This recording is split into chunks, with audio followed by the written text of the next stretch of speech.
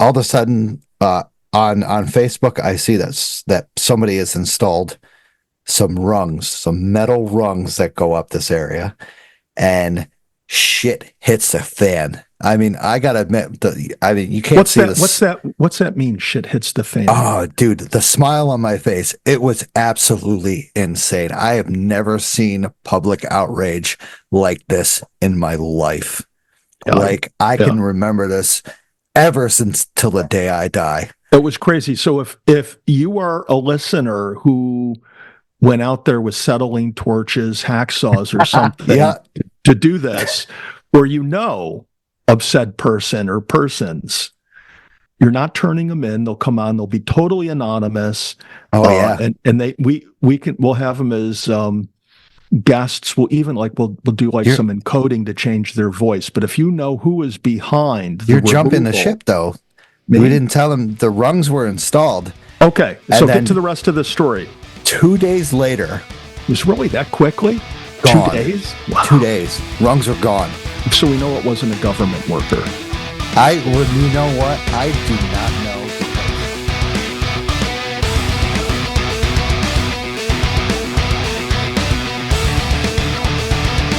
The bushwhacks were some of the worst days I've ever had in the mountains, or life, really.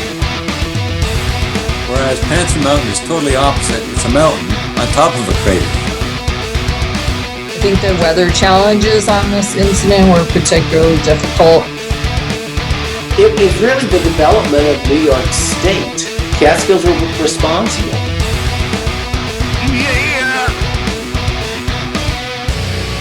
Now you're listening to Inside the Line, the Catskill Mountains podcast. Let's do this. Yeah, let's do this. 141. So we have no guests tonight besides ourselves. Why is that we have no guests? Is that like a sign of things to come? People don't want to be on the show. We've run out of talent. We need a new talent scout. What's going on here? Or is it I'm lazy? I wasn't going to suggest that, but I know that's what the listeners have been thinking. Probably. Yeah. No, I've been checking out the notes on Instagram, and that seems to be the consensus. Yeah, it's I just thought we'd have a night of random stuff going on, and then we have pretty good amount of stuff to talk about tonight, and a lot of it involves the Catskills, and a lot of it involves other areas. So I thought that tonight would be a great night to just chat away, shoot to shit for a long time, probably. Oh, I don't know. We'll see. Here and it'll we'll lead see to other stuff. So what's the over under on tonight's show? Let's call it now. Over 90 minutes or under? I'd probably say over. Maybe over 90. All right, so stay tuned. Stosh is calling it over 90. You can see on your podcast app how long the show is, but 90 minutes, that's what we're saying. I'm going to try to get them done in under 90. No, so you'll watch. All my answers are going to be really short. With all the stuff we have to chat about, there's...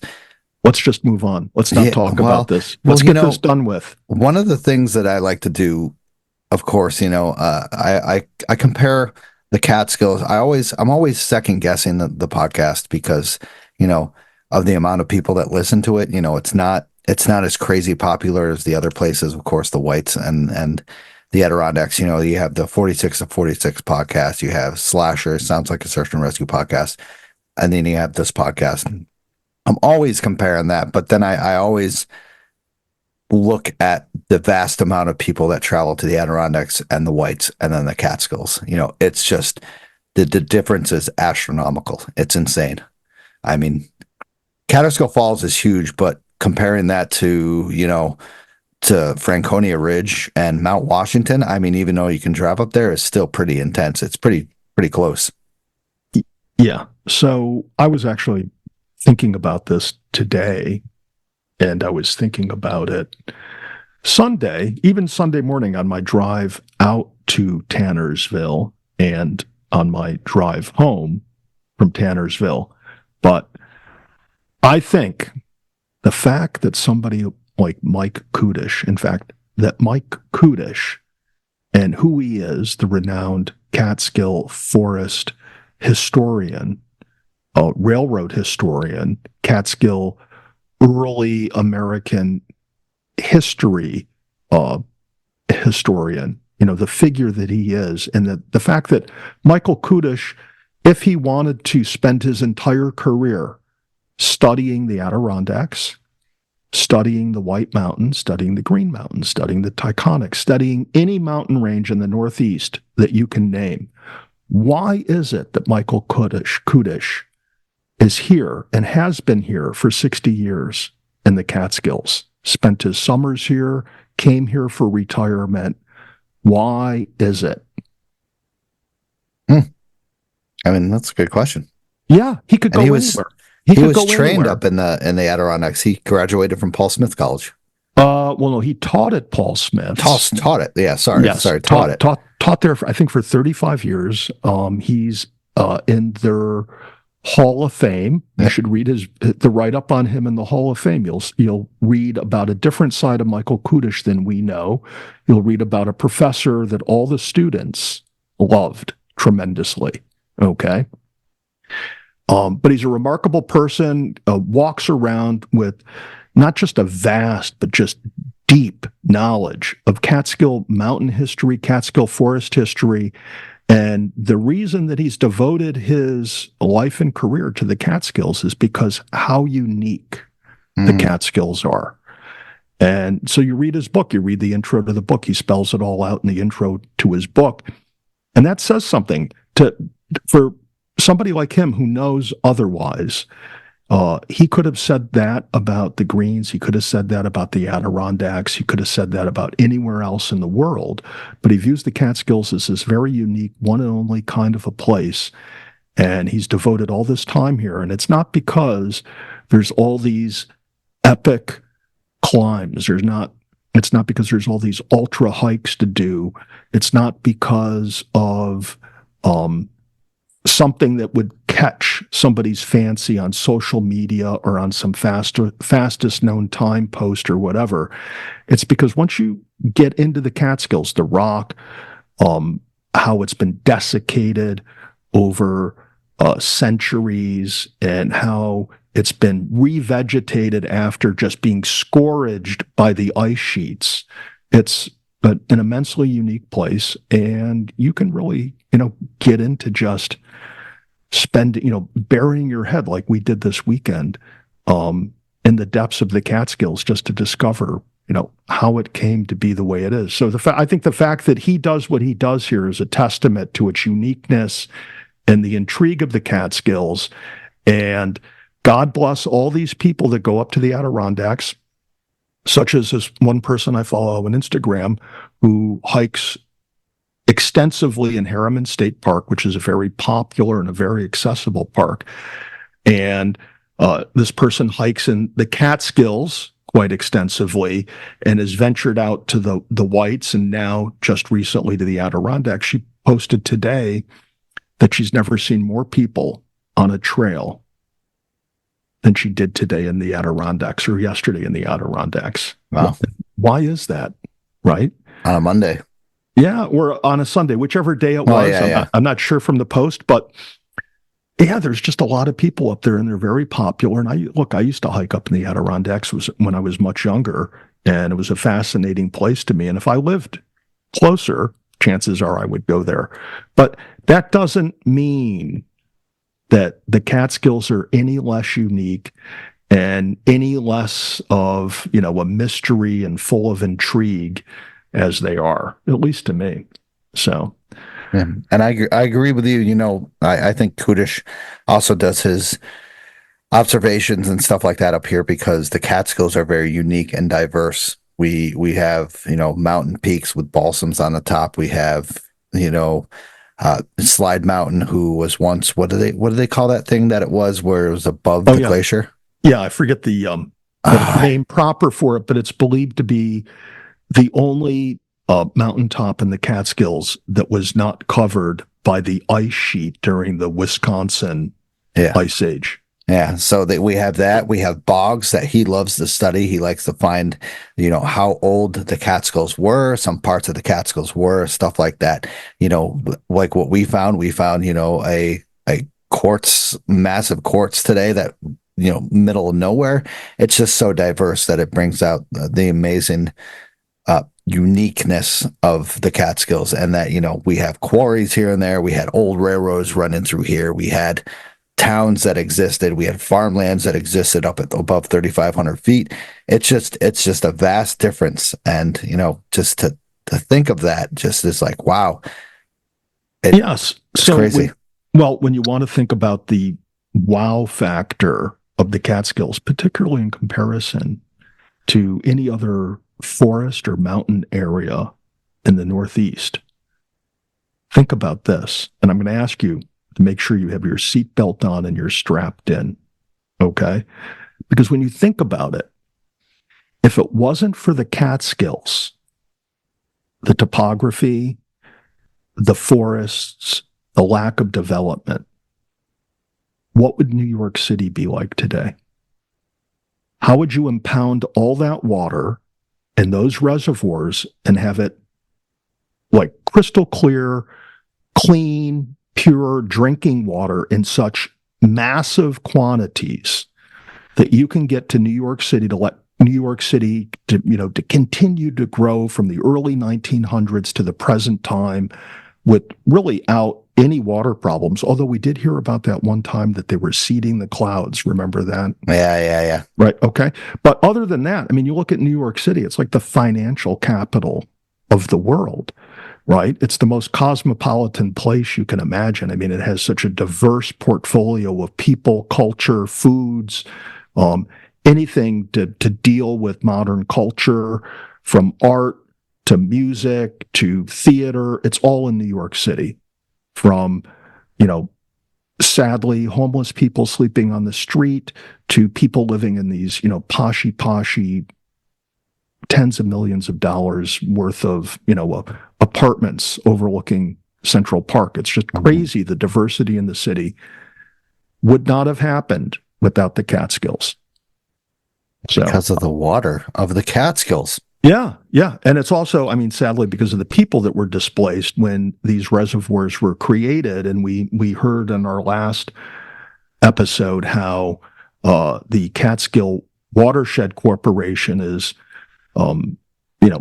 helping the locals fight economically and culturally to preserve that heritage and maintain a level of economic viability in this community, for the sake of the heritage and the culture. But yeah, it's the Catskills that really make New York City possible. Mm-hmm. Love it. And, we'll talk about Dr. Kudish's stuff later on, because Ted and I had a little excursion that we went on. It was absolutely fantastic. I wouldn't say once in a lifetime, because he's a fantastic human being. He'll invite anybody and everybody to teach them anything. It's fantastic. So we'll talk about that later. But I was just thinking of the differences, that I've seen in with the Catskills and the other places. And I always try to compare this podcast to the other places. And I can't. I got to stop doing that shit, because the Catskills are its own unique place. We have such a awesome community here that we all connect together. We all, help each other out. We all thrive together, and it's fascinating. So just want to get that out of the way. Thank you, everyone who is still listening to the podcast. The Catskills kicks ass, and I won't stop until the DEC tells me to stop. Yeah, well, we just got that email from them today. So, oh yeah, I didn't read it. I didn't open it. I'm not gonna screw that. So, one of the big discussions we've had in the past week, of course, is the Hurricane Helene that hit down in the Florida Panhandle, lower southern area. That we got news from Hudson Valley Weather, our friends at Hudson Valley. So this was last Friday. Helene made landfall at 11:10 p.m. near Perry, Florida, as a Category 4 hurricane with 140 mile per hour winds and a central pressure of 938 megabytes. Megabytes? No, wait. Megabars? Megabars. Is that what it is? I'm not sure. We'll have to have our scientific department. That sounds horrible. I just made myself look like an idiot. And now this makes no wonder why we have no listeners. Yeah, right. I'll have to get add them back on here. So yeah, this now makes 8 landfalling Category 4-5 storms in the U.S. in the last 8 years, or the same amount that has occurred in the prior 57 years combined. So it is also the strongest hurricane to make landfall in the Big Bend area of Florida, with the last storm of occurring in 1896, known as Cedar Keys Hurricane. Multiple gauges have reported their highest storm surge ever from Tampa on the north. Due to the incredible size of the storm and its forward speed of 25 miles per hour, it has sparked hurricane warnings as far north as Metro Atlanta. And for the first time ever, hurricane force winds were able to penetrate further inland instead of than usual. In addition, as the storm's moisture begins to clash with the topography of the Appalachian Mountains to the western Carolinas, catastrophic flooding looks to occur, as it did happen. Now, some of these areas have already seen 10 inches of rain before Helene has even made landfall. Another 10 to 16 inches of rain looks to occur in these areas, with forecasted flood levels exceeding records from 1916. Currently, over 2 million people are without power in the southeast United States. And as of today, when we're chatting, and Tuesday, so this is 4 days later, still 1 million people are without power.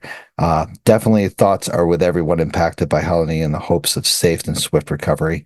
Now, as we progress later into this recording, we find out that it was an absolute devastation down there, mostly not just on the coast, but in the Western Carolinas, Northern Carolinas, where the mountains are big.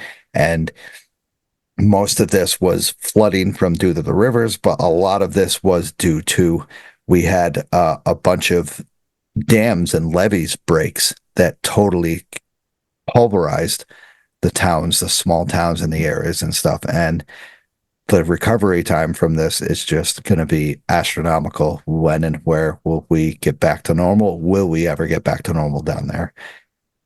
I'm blown away because, this happened up here, but not as strong as a level. We had Hurricane Irene totally demolish the Catskills area, and what was one of the most devastating occurrences to happen in the Catskills in the past 200 years. And we've never seen anything like it. And this kind of brings back memories of, when I was back in 2011, was it when Hurricane Irene happened? Was it 2000? There's a flood of 2006 and hurricane was 2011, was Hurricane Irene. And I helped as much as I could. We couldn't do anything because nobody could get into the Catskills unless you flown in. Prattsville was devastated. Markerville was devastated. Shandaken, all that area was absolutely blown away. And it's just a catastrophic time that we have to think, and what can we do to help? And it's insane. What do you think? Well, I think what we can do to help the immediate situation is just to send money. Sending a box of this or a box of that, it's kind of hard to distribute goods from point A to point B. But putting money in their coffers and allowing the local emergency responders to use that money to buy resources, to alleviate some of the economic hardship, that certainly on a short-term basis goes a long way to help. The more difficult question is, as these events seemingly become more frequent and arguably more severe, what is it that we can do to change the course of climate change, and how effective we can be over the course of the next 5-10 years to curtail the cumulative effects of what's occurred over the past century. Yeah. And, so we had Alex on here and he was talking about different climate changes over in the Catskills, but not specific about climate changes, about microclimates, how it impacts different part of the Catskills. And I brought up the question of climate change, and he just shook his head and he's like, let's not get into that yet. And I'm like, so let's get into that later on. So hopefully he'll come. Yeah. I was like, hopefully he'll come back in on later on and we'll talk about climate change. But, a lot of people pose that question of, is this just an occurrence that has happened, at once every 100 years? Is it because of climate change? Like it's just one of those big, questions, is occurrences that was it did it just happen, or was it because of what we have done in the past 100 Yeah, years? well, and it doesn't necessarily have to be kind of like that bilateral dualism where it's one or the other and not the combination of the two and or a combination of the two and other factors. But certainly, the more we develop areas and cut, grade, fill the terrain, create impervious surfaces, decrease the ability of the earth in these areas to absorb the natural rainfall and promote that water just sheet flowing over the top of the water like you would see on a road or a parking lot. The ability of the terrain to absorb the blow of a storm event like that is diminished. The Catskills are unique. As I pointed out earlier, when you get down to it, the Catskills has largely become a stormwater detention pond for New York City, with all of the reservoir areas, the stream stabilization, the stream bank stabilization that occurs, the restrictions on development. When you drive through the Catskills, you're really driving through a huge stormwater detention basin. That doesn't mean, as we saw in 2011, that a hurricane is not going to wreak havoc in the Catskills, but arguably the damage it causes is less severe than if all of that stormwater detention wasn't in place. Mhm. And then we can get into that, this is not an excuse to build up stormwater detention in these other areas.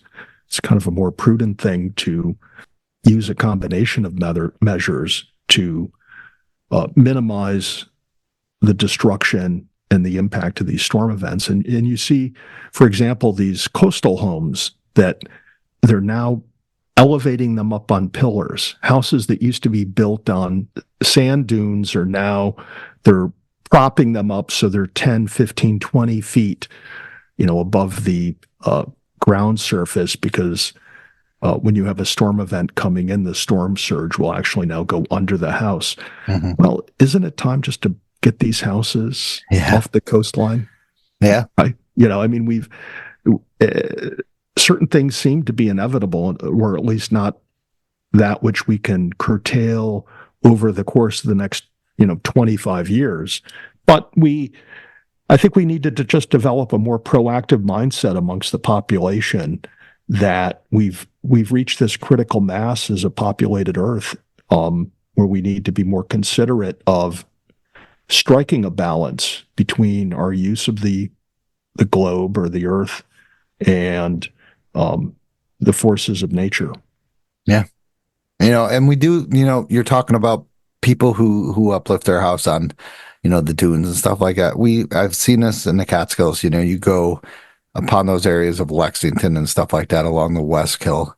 They have done that as well. But those homes have been there over 100 years. They have been there as farmlands and stuff. And they finally, those people finally realize that there can be catastrophic floods coming from this area. And, they lift it up there to save their family and stuff, not to save their second to third home that they've had. And it's crazy to see some of that happening. It very rarely happens, but it happens all the time on the coast and stuff like that, because they have the money to do that. And we have those events, and that's why one time I was going to get Danny Davis back on here to talk about that. What can the floods do? Like, how much time do we have with our embankments of loose soil that we have up here? Because, we don't have a lot of most of the tributaries and stuff like that. And the Esopus, stuff like that, has loose gravel. So what happens when we have these major floods? How much time do we have? Like I said, depends in part on the intensity of the storm event, but that's surely Danny Davis is one of his specialties is. Yeah. And he won't come back on. You gotta convince him. Yeah, I'll have a little chat with Danny. But when you talk about that house out in Westkill, or the houses out in Westkill, there's that one on Spruceton Road, right by it's Tumbleweed Ranch Drive or something like that. Tumbleweed Ranch Road, Uh, where you can see that they installed the massive concrete and large non-native boulder wall yeah. along the Westkill to keep the river from changing course and going right into this house. Is that the one with the helicopter pad? That's I'm not that snoopy. I don't know what they have in their backyard. Okay, I do know some pretty high net worth individuals over there, and I'm kind of thankful because they have in the past given me permission to go on their property and do my bushwhacking. you should But- know that area because that's where the one drainage area comes off of North Dome. What is it called? The fishing access or something like that? Oh yeah, that's It's not right only- across the street. Yeah, from that house, and that's the landowner I'm speaking of. Oh, Yeah, so I know. so you're that saying area. I did this illegally? No, I didn't. I Well, researched no. this. No, you can bushwhack up through there by staying entirely on private property, or you can contact a certain fellow who was intrigued by the concept that somebody would do what I did and said, "Sure, go ahead." And so I did many times. Don't die, basically. Yeah, I was actually, a couple of weeks ago, I bushwhacked Westkill, and it brought back memories of hiking up on that ridge. So Yeah. So it's fun. once again, crazy times to think about. But I wonder if these times we have nowadays are just kind of enhanced because of social media. Back in the days, in the 1990s and stuff, we had what was that major hurricane that hit the East Coast? It started with a C. Was it a C? Let's see. What? Damn. This is like one of the biggest hurricanes ever to hit like the whole East Coast, and it was just absolutely insane. What year? 1996, I'm thinking. Yeah, if I go off the page, I'll lose everybody. But 1996. Fran? Is it Fran? Talking 96. I'm pulling up the list here. I remember Agnes, but Agnes was in the 70s. That's how old I am. I don't know, man. Oh, wait. No, man. Bertha. Bertha was pretty big. 1992. Hurricane Andrew. Oh, okay. You remember Yeah. that? There was a major impact hurricane in 1992, cost $27 billion in damages. So, like, it's been over 1992, 30 years? No shit. Yikes. Yeah. To think about that, 27 billion in 1992. What is it going to cost for us now in 2024 with this hurricane? So Yeah, well, that brings to the forefront one of the other problems that these major storm events entail, and that is substantial insurance claims. And then the whole concept behind insurance is spreading the risk of loss over a large group of people. So the policyholders for that insurance company, no matter where they're located, whether along the coast or not, whether in the path of the hurricane or not, they share in the cost of claims made under the policies that are affected by that hurricane or storm event. So it's not a surprise your homeowners insurance premiums are going up. Yeah. It's not a surprise that there's fewer and fewer insurance companies issuing homeowners insurance in the state of California because of all right. It's depressing. Yeah, It's getting depressing. yeah. Let's get away. Right. All right. So major impacts. Of course, this has impacted the Appalachian Trail down there and the southbounders. I'm pretty sure if there's anybody who's doing northbound, they're doing winter stuff, and it's really weird. But southbounders have been impacted going on from West Virginia all the way to North Carolina down to Tennessee. So I don't think anybody who is doing the Appalachian Trail is listening to this, but please, check yourself before you wreck yourself when you go down there. So speaking of like trail enhancements and stuff like that, and trail stuff, we've had some recent notices from the DEC that I haven't seen in a very long time in the Catskills, and I was absolutely flabbergasted to see this stuff. So over in the Hunter Westkill Wilderness, Taos Trails has completed a trail improvement project on the Devil's Path located near Geiger Point. Now, that's an absolutely atrocious area. That was full of mud. So the project involved an installation of stone turnpiking and stepstones closing off herd paths that develop over time as hikers attempted to avoid the muddy sections off the trail. So, yeah, that happens all over the place in the Catskills. And Geiger Point was a place that I never thought would do that, really, because it's not as popular as some other places. Like, I thought they probably would do that on Hunter Mountain alone. When you get up towards the summit, there are very many places where the trail goes from like a Jeep trail to now a massive 16-wheeler trail because everybody's trying to avoid the middle part. So, but cool. Thank you to Taos Trails to completing that. I haven't been over there in years. Last time I've been over there was probably like 4 years ago. And Tad's silent. He's like, I haven't been over there in freaking like 16 years. Yeah, well, it hasn't been that long. I was just checking out this firm. They're a for-profit company based out of the Accord area. So this reflects an instance where the DEC has hired an outside firm to come in and do trail maintenance. Instead of hiring the Charlie Rovers Trail Crew or something like that, Yeah, well, I'm not saying, I don't know whether these people are more expensive, less expensive, or the same price, but, it's nice to see that the DEC is being proactive and bringing in whomever to do this work. Yeah. But like like I gotta admit, there are other trails that they could be working on, of course. But did they pick this because of their perception of the number of people that hike through there? Is that the basis for doing this? Where is it? Why is it that they pick this? But when you say you haven't been over there in how long again? Oh God, it's been, I gotta admit, maybe like 3-4 years. It's been a while because the last time I went over there was when I did a traverse from, it was a loop from Spruceton to Spruceton when we went and did Hunter and Southwest Hunter. Yeah. I get over there a few times a year. Yeah, you're a lucky guy. Yeah, and I can see the rationale for doing this. In part, it's pretty accessible to get up there with the things that they used to do the repair. There's a lot of traffic there.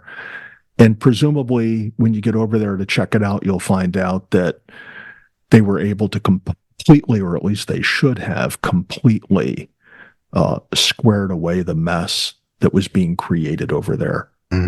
Because there's other spots where it's arguably more extensive and harder to get to. So, this would be the low-hanging fruit, arguably, and that's what it seemed. That could have been one of the reasons they went for this locale. True.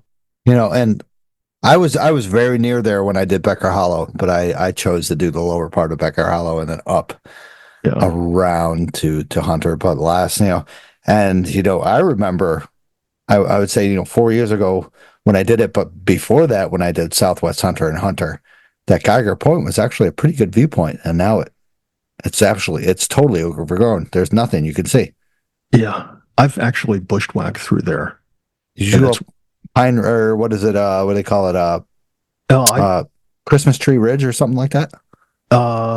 No. I bushwhacked over from Diamond Notch through there, and it was nice. Yeah, in the winter, and the snow, the surface conditions were horrible for it. When I say sugar snow, do you know what I'm talking about? The stuff that basically goes to the side when you step on. Yeah, it's like snowshoeing in a bowl of sugar, and because the snow has thawed, somewhat melted, and then frozen again, and become more of a round crystal as opposed to a snowflake. It doesn't pack or consolidate well. It doesn't chink in together. So you rarely get traction. You just sink, sink, sink, sink.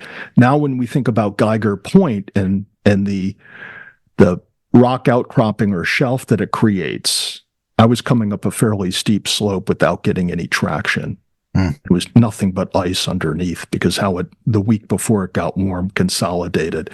And it was one of those days where you're out there soul searching why you are a bushwhacker in the winter as opposed to, I don't know, just pick anything else like playing gin rummy, checkers, crocheting at home. A lot of other activities come across as being more appealing than bushwhacking Hunter Mountain on a really, really cold day in February. Sounds In the sugar snow. But, given the alternative, I guess I would take it over crocheting. Yeah. I guess it would be pretty cool to go up and check on what they've done over the years, because once again, I haven't been there in a long time. To be honest, I was below there a couple of years ago, like maybe a year ago. I went and did the search for the Fenwick Lumber Company. Mm-hmm. So I didn't hit Geiger Point. I went up to Southwest Hunter through major bushwhack off of the Devil's Path. And then I went up to Devil's Acre Lean-To and then bushwhacked up to Hunter Mountain. Yeah, so did you start at 214? No, I started the other side. Okay. So we went up through Spruceton, hit Diamond Falls, and then went up there. And then at a certain elevation, we took a hard right. And it's really crazy. If you know where you are, you can stop and look to the right and see an opening. And that's where it is.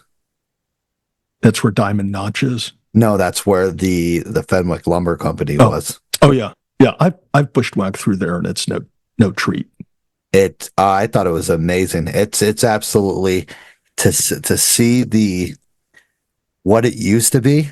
But then going up, we couldn't find the crazy thing is we couldn't find the railroad tracks that led up to Southwest Hunter, which used to go down into the old camp. So that's a crazy thing. But going up, we found pipes, we found all these little foundations and stuff like that. But we couldn't find the railroad tracks. And I know there isn't any existing, somewhat, but you can find a pattern. I've actually found railroad tracks. Oh, you mother flipper. Yeah. Small gauge railroad tracks. At first I was like, what the fuck is this? And then I'm like, oh, this is what it's got to be. It's from the old railroad that used to go through here. So, yeah. And that's where the old herd path was once a railroad track, correct? Mm-hmm. Yep. Yeah. So, I mean, I didn't see anything along that point, and it's an absolute amazing area. So awesome for Tawas. I know they've done some other stuff too as well. I'm not sure if they did that over in Plateau area where they have steps over there, but I think we're going to talk about that later. Okay. Moving along. Remember, we have the 90-minute cutoff. So hell no. So also, Tawas Trails will be soon commencing work over a minor reroute on the Blackhead Trail between Lockwood Gap and Blackhead Mountain. So this area did a reroute and will replace a particularly steep section of trail, which has been prone to erosion and trail widening. I've absolutely certain know where this is. The existing route will remain open until the reroute is complete. So that's pretty neat. So if you go up there during these times, you could probably see them doing their work, or possible, them doing the reroute that'll go around it, which I have a feeling will involve switchbacks, which I know we don't believe here in the Catskills. We don't believe in that. But I know kind of this area within the Blackhead Range, because there is some steep areas after you start commencing into the Lockwood Gap that you just start going up, and it's just absolutely treacherous with erosion and stuff like that. I wouldn't even think it's not even a quarter of a mile into your left-hand turn going up the Lockwood Gap, going up Blackhead Mountain, that it'll start to change and reroute. And even up a little bit further, it might go around. It doesn't say how long it is. That's a thing. Yeah. Well, I'm just trying to conjure up in my mind where Lockwood Gap is. What do you? Come on. yeah, so I'm coming up the trail that brings me up between Black Dome and Blackhead. That's Lockwood Gap. That's right in between the col. intersection. Yep. Okay. That's what they call Lockwood Gap. And So why is it that the col, the bottom of the col, needs any trail maintenance? Is it more? I don't think it's that spot. I think it's Okay. a little bit further up. It's when you Towards- start gaining in elevation. towards Blackhead. Yeah. Is it where we see the rebar pipes that come out of the rock on Blackhead? 100% correct is where I Okay. think where they started that.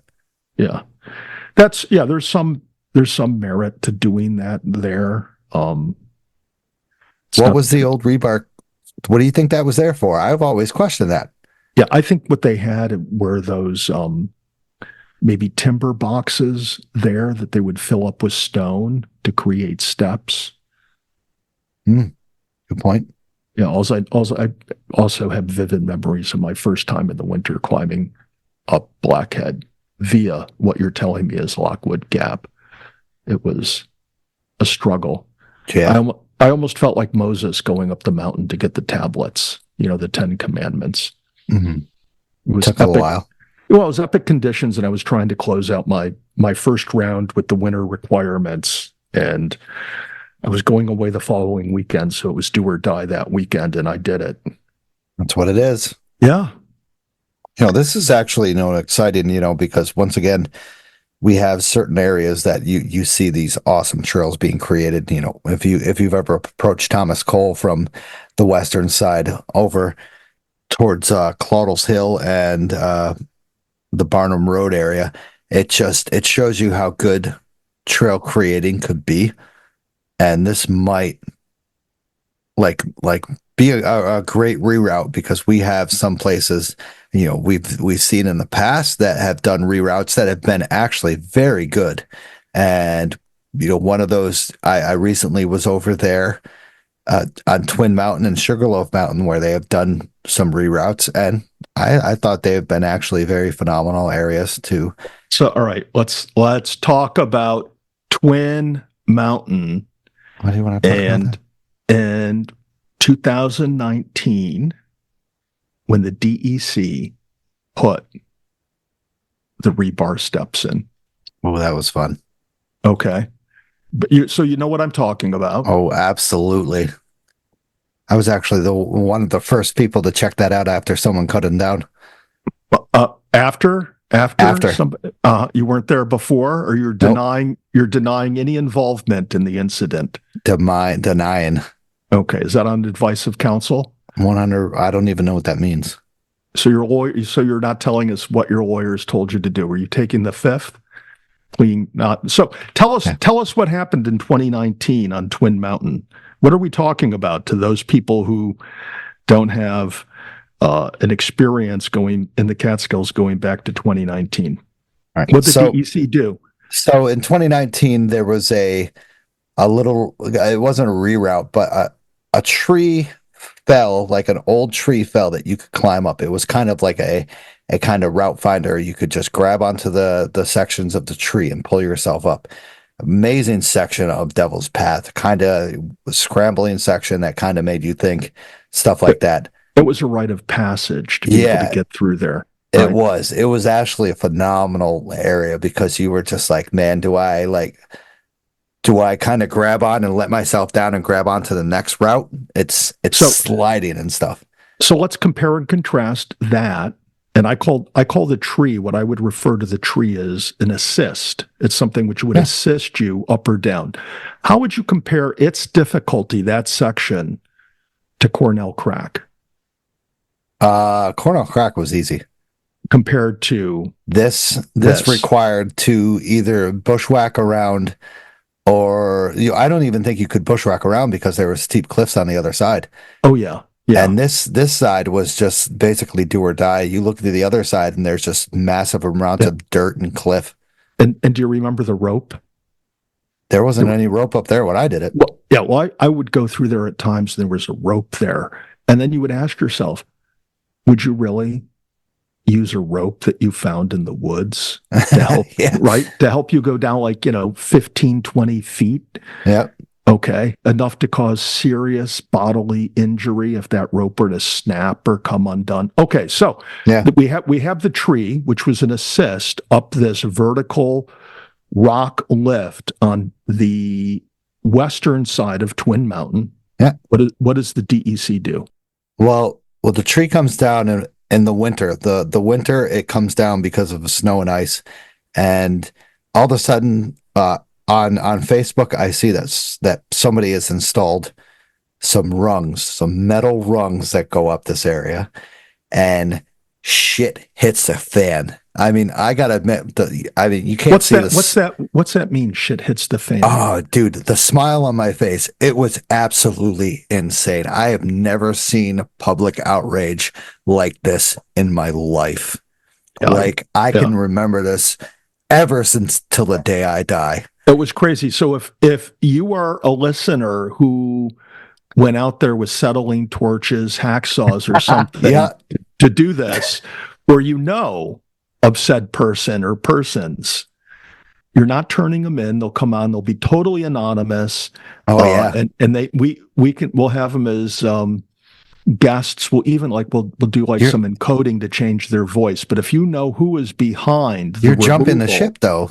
We didn't tell them the rungs were installed. Okay, so get to the rest of the story. 2 days later, It was really that quickly? gone. 2 days? Wow. 2 days. Rungs were gone. So we know it wasn't a government worker. You know what? I do not know because I am I am skeptical of this because it happened so quickly and so smoothly that could it have been the DEC covering up the shit that they did like that? I gotta admit, that was absolutely the public outcry on that. Yeah, totally went crazy. Yeah, it was the outrage was off the chart. But do you think the DEC, other than like a life or death emergency, could mobilize so quickly, 2 days to remove those? I mean, they knew where it was. They knew what they needed to get removal, and they did it. It actually was a very smooth cut. Like the cuts it was professional. Let's just say it was a pro job. Okay, it might have been the Sopranos or the Gambino family, but it was a professionally done hit job. It was professionally done. This wasn't done by some amateur that hikes the mountains just to do the fastest zone time. Yeah. This was done by somebody who knows how to cut rebar. Mm-hmm. And, I was just, when my buddy and Travis went up there, and we were just like, holy crap. Like you could put your hand over the rock and it felt like nothing. You could see them, but nothing was there. Yeah. And we were just like, damn, this is some good work. Like whoever did this knew what the hell they were doing. And you don't have a clue. No clue. Like nothing Really? has come up in that. Yeah. So can we get somebody get on this? Like that is. Ooh. Yeah, we're resurrecting this Catskill story, and we're going to put a bounty out there. We're going to post a bounty. This is another episode that needs to be done. 100%. If you can get a person with knowledge of how this went down and who did it, if not the person who did it, there will be a substantial reward, and we'll change their voice. We'll protect them so they can remain anonymous, but we want the lowdown. I think it was itty bitty. Yes. But I gotta admit, that was the most insane event to happen in the Catskills in the past. Okay, so now let's go back to Lockwood Gap. Yeah, let's go back to that. Which has those rebars from way back when the DEC did something. It remained there for a number of years. It wasn't maintained, fell into disrepair. Whatever happened, and we're left with those bars sticking out of the rock. This is scary, actually. It is. Like in the winter when they're partially covered with snow or under the snow, you could really get hurt with those being there. But why is it now that the DEC thinks that they can send somebody over to Lockwood Gap and do something which may or may not be just like what they did on Twin? I mean, a total reroute wouldn't involve rebar. I'm pretty sure that they've learned from that mistake, that could cause from social media outrage. And, we have had some awesome pre-routes in the Catskills. We're talking about Catskill Falls, Plateau, Twin Mountain. I got to admit, that was an awesome reroute. It still kept the Devil's Path unique. And I guarantee anybody who hasn't traveled that area would never know that it even existed. And hopefully, you can venture over there and you could see where it was, but you have to know where. And Yeah. I got to admit, that, like, look at the smile on my face that I know exactly where it was. I'm just like, yeah. I'll get to go there. But who knows what this reroute would be like? I haven't seen any UMPs on this. We'll have to look up. We'll have to do a FOIL request. Okay. Yeah. Well, nice. All right. So we just again, before we move on, Stosh will be posting a substantial bounty for information that leads to the secret guest about the removal of the Via Frita in 2019 Nice. on Twin Mountain. Oh man, that makes it so much better. The Via Frita. And you don't have to stay at the Mohonk Mountain House to use it. Yeah, At least right. back then, you just have to bring your own settling torches and goggles. And some freaking sawzalls and stuff. God, that was such a good cut. I'll have to post about that again. So, also, DEC operations staff are constructing a newly expanded parking area located within the Piccamoose Valley corridor in the Sundown Wild Forest. Now, the project is located between the former trailer field parking area on Piccamoose Road and designed to centralize parking in the corridor and accommodate approximately 55 cars. Wow. The parking area will accommodate visitors to the Piccamoose Blowhole, provide access to the long path system, and generate access to adjacent state lands for anglers, hunters, and other recreationists pursuing their respective activities. Now, as anticipated, this will be completed by the winter of 2024. I know that's already going. It's already kicking and stuff like that. It's almost done, actually. But once again, an area that has had very little to do before 2019 has amazing impact in the past 4 years. It's insane. So what do you think? Is a improved parking area in that corridor near Blue Hole, is that a good idea, bad idea? That's tough. Yeah. For people who want to experience something as the Blue Hole, I think it's absolutely pretty cool, and they've done a great job with the local forest rangers and the volunteers and such, teaching about the Blue Hole and such, and making people actually pay to go in there instead of just having the place be an uproar full of thousands of people. But as a hiker, going there doing Piccamoose in 2016, 2017, where there was 2 cars in the parking area when I finished at 3:00 in the afternoon, was just absolutely crazy on a summer day that was 85 degrees. Yeah. Now when you're finishing up the hike and you are 100 yards away, you can smell the charcoal 100%. from somebody's barbecue. It's crazy. It's sad. Some music. As you get closer, you're almost hitting the head by a frisbee, right? So yeah, it sucks. But time moves on. Will this blow over like it has everything else? Will this be like another Borscht Belt time of where everybody comes and visits the Blue Hole and then forgets about it? When we're done, when the popularity or the fad of posting shots on social media, when that passes, just like disco came and went in the 70s, maybe these natural wilderness areas will lose this immense popularity that they presently have. Yeah, it sucks. I don't know if you've ever been to Blue Hole. It's a pretty cool place. It's very, very cold. But it sucks. But I do not blame people wanting to visit these beautiful areas. But I just hope they do it with respect. That's how I And- started out, and that's I hope they start out. And leave no trace. Exactly. Leave no charcoal briquettes behind. Leave no chicken behind. All right. So next. All right. Hold on. How do I? So completed by completed by fall winter 2024. It's already being established, but somewhere right now.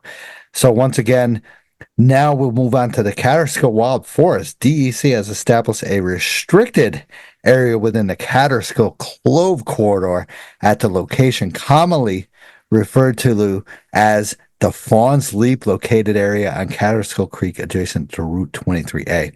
Do not enter within 15 feet of cliff edges in the area above Fawn's Leap Waterfall. Signage has been posted to the area indicated boundary restrictions. So, I mean, Tad, you and me, I've never visited this area. I really never want to because of the popularity of it. So most of the people that listen to this podcast are really unaware of this area and probably will not go down and visit that area. Silence. Okay. He's like, yeah. I just, I hate to say this, but people are going to violate rules and they're not going to obey restrictions, and folks are going to get hurt. And then when they get hurt, they're going to blame the government for not warning them that they shouldn't do something that was kind of obviously and inherently dangerous. But look, we have guardrails on the sides of roads because people drive too fast and they go off the road, and that doesn't mean they should get seriously injured or died. But it goes back to, I guess, social media amps up these attractions. People come up here and they start to do things, and it's sad. Nobody wants to see somebody else get hurt unless they're trying to sack Josh Allen. Then they should get knocked out of the game. That the quarterback from Buffalo Bills? It is. Stosh. How do I you know should that? know that Wow. as an upstate guy. I mean, you should see. I know hockey. Hockey is the only sport you should follow. Okay, I'll have to get back into hockey, so we have something in common. Yeah, they have the Hudson Valley Vipers down there now. Really? Where do they play out of? Where's it New Paltz? Poughkeepsie? No, it's not New Paltz. There's pictures of the ice in New Paltz. Yeah, so we'll go down. I will definitely go down there to see Black Bears face up. But forget that. So we're talking about Fawn's Leap, very popular area. Of course, if you see anything involving the Catskills within the past 5 years, it's been Fawn's Leap, Catterskill Falls, or the Blue Hole.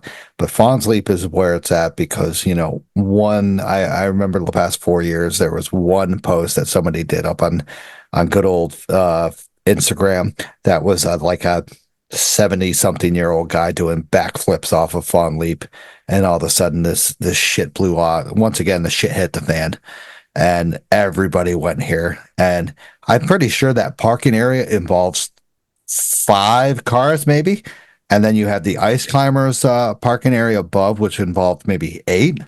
So just imagine everybody from the lower Hudson Valley and beyond coming here to want to jump off, the cliff, which is, that's a good, I'm thinking like 40, 45 feet. I remember people saying, you get up higher in the trees at 65 feet. So this involves some crazy stuff. And there has been amazing, insane rescues over there. Of course, with this involving flash flooding that I'd known that they have done in the past year, where there's been 2 or 3 events that involve flash flooding of people swimming down there, getting on the other side, and then all of a sudden they can't come back. And now the DEC has to hook up rope to both sides and do kind of like I would even say a rope rescue, because they have to guide people across the flooded water with the ropes secured in both areas across trees. It's pretty crazy. And Tad's smiling. He's got a little smile on his face. Because I'm watching this guy that you're talking about climbs up a tree. He's not even on the cliff. He climbs up a tree and drops into Fawn's Leap. And he has to do it with surgical precision because there's 100 people around the swim hole. Okay. he needs to hit the bullseye or he's going to kill somebody, not himself. So, How old so did it say he was? let's It was see. 73, I think. Yeah, he's He's for old. whatever. Yeah, for whatever He reason. probably broke a hip, and then the Rangers had to rescue him. Dawson had to go Yeah. down there. So, He was 72 years old. Wow. yeah. So I guess that's what I'll be doing in 10 years from now. I'll be hanging out at Fall's Leap and tree climbing. Tree climbing and then free falling like Tom Yeah. Petty said we should. Yeah, I get that. Yeah. That looks fun. And that brings, the big question as we had in the previous episode or the episode before that of the overtime with the Rangers. Who the hell is going to monitor this shit? Yeah. Right? Like, well, yeah, and I don't know, how cool is that? Every time you go out in the woods to a place like this, there's going to be a DEC ranger walking around. No hooting and hollering. yeah. There's, this is quiet hours at Fawn's Leap. It's quiet hours, 24 hours a day. Yeah. I know it's a breathtaking view from the top of Wittenberg, but this is the moment of solitude. So please be quiet. Yeah. I mean, I've been within, I'm one of those, I wouldn't say newcomers, but I've been hiking in the Catskills exclusively since 2015. And, I haven't gone to I haven't done crazy shit like this. I haven't done anything. I've hiked. I've enjoyed. I have, maybe jumped off of cliffs in Platte Clove and stuff like that into some awesome things, but I have never gone to the area where people will be cheering me on to jump off of a freaking tree branch at 72 years old. I stayed in the secluded areas that have kept me away from people. But, this says, I cannot believe what the Rangers have to deal with when they see this. Is it monstrosity? Is that the word? Like they come on, stop. It's a carnival. Yeah, it sucks. And I feel so sorry for them. Maybe hopefully these people treat the Rangers with respect and learn, but it seems like anybody the one person that treats them with respect, there's 5 other people that are just like, screw you, I'm going to do what I want. This is public land, and then do 8 backflips, gets injured, and almost dies. So this is where I renew one of my suggestions. And that is, where Bel Air Beach is? Yeah. Awesome spot in Pine Hill. Well, right outside of Pine Hill. Yeah. Yeah. So why can't they at Bel Air Beach create a Fawn's Leap? People climb up. It's like a make-believe cliff. Maybe have different cliff levels, and you can have as big of an audience as you want. Put bleachers in for people, have barbecue pits, you name it. You can build it up any way you want. And you can even put charging stations in for people to charge up their phones and Wi-Fi. Other and cars. People can leap, do backflips, climb trees, jump off of trees, do whatever. And why don't they have something like that to draw away from these other areas so they can stay more natural and less disturbed than with, building a parking lot in near Peekamoose and the Blue Hole. Yeah. What are they going to do? Put dumpsters in there because of all the garbage? Yeah. You can't just put cans there. The bears are going to get to them. And then what do you do with the bears? The bears are going to get domesticated. Yeah. Then you're going to have to euthanize them because they're going to get, too aggressive with people because people are going to start feeding them so they can take pictures. I mean, it's just going to, where would it stop? But if you do all this at Bel Air Beach, you have it in a very accessible area, can be fenced in to keep the bears away, and people can do whatever crazy stuff they want. It's kind of like a half wilderness, half water park. Yeah. What about like multiple areas? I know we're very, I love Colgate Lake, but that is another place that something could be kind of advertised. I mean, the last time I went there was absolutely insane because it was hot, but I mean, that is a very, very special place because, where is it located in between the Blackhead Range and of course the North-South Lake region. but it has been so domesticated within the past 5 years that, you know, why not? Why not build a platform on there to be like, hey, have your 65-foot leap, Mhm. 45-foot leap, 15-foot leap, So this goes back to the concept. If you build it, they will come. right? And if you advertise it, Yeah. they will come. Promote it, give people, make it a challenge like they do with the fire towers, give them a sticker, a patch, a decal, or whatever. And Fucking fire you, towers. yeah, you'll start to take some of the pressure. Presumably, you'll start to take some of the pressure off of Catterskill Falls, Fawn's Leap, Peekamoose Blue Hole, and let those areas be used in more of a sustainable, manageable way. So Yeah. this is why we're going to have a write-in campaign, Stosh for DEC commissioner. Wouldn't that be great? Yeah, I see. You're I not don't know. That objecting. would be weird. Your modesty is not reeling this in. You're like all stoked up. We're going to do a write-in campaign. We're going to petition the governor with ballots to get you elected DEC commissioner, and you can proclaim things. Right. I proclaim today as National Mountain Lion Day. Oh, speaking of, well, we got to talk about that later. Would you be to talk about your somewhat recent experience with outlines? No. Well, what we need to do is let's organize that stuff in a way, and I think we can put together a whole show or a mini show or half a show with it. Okay. We'll start posting some of it, debate people with what we've got our hands on, and we'll do some follow up. What you've got, I didn't do anything of this. This was all you, man. Yeah. Well, we're hot on the trail. Yeah. Did you read some of those emails? They were absolutely fantastic. Yeah, I didn't send you all the stuff. I have to send you all the stuff. You sent me 23 pages of it. Well, there's more. There's more. That was fantastic. 23 awesome pages, let me just say. All right, moving on.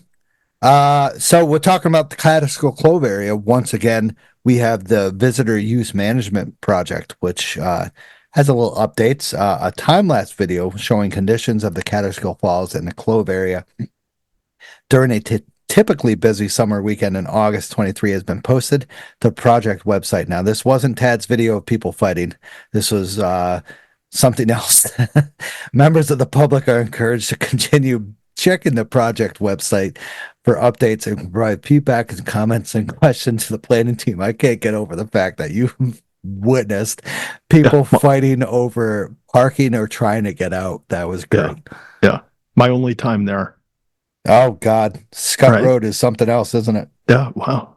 You got to park in the front or you don't park at all.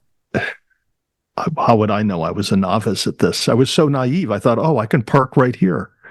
Then I came back like an hour and a half or two later, hiking through, and then I was going to knock off some trails in the lower section.